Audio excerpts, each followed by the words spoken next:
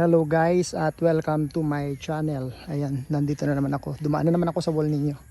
At ngayong umaga, andito tayo sa Pat RRGF. Maglinis tayo ng farm. At ang huli nating tinatanggal kapag tapos natin mag-grass cutter itong damo na ito. Ito ganito. Hindi ko alam kung anong tawag sa inyo.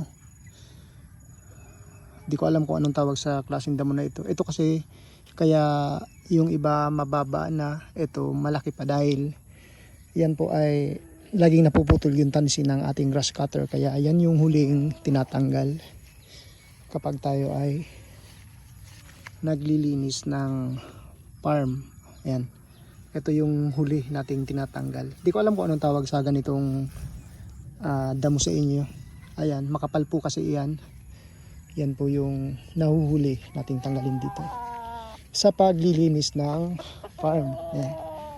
Salamat sa nanonood sa aking mga ina-upload na video dito sa YouTube. Ayan po.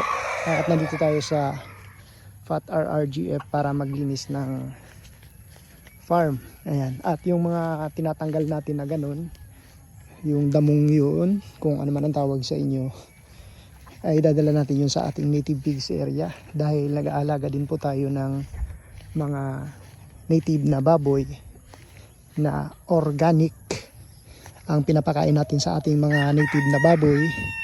Yung iba ay nakukuha natin dito sa manukan kagaya nitong saging. Ayan, pinapakain natin yan sa ating mga native pigs. Napakabilis lang nila alagaan at may kangkong din tayo dito. Kapag hindi tayo makakuha ng mga gulay-gulay sa palengke, may kangkong tayo dito na tanim.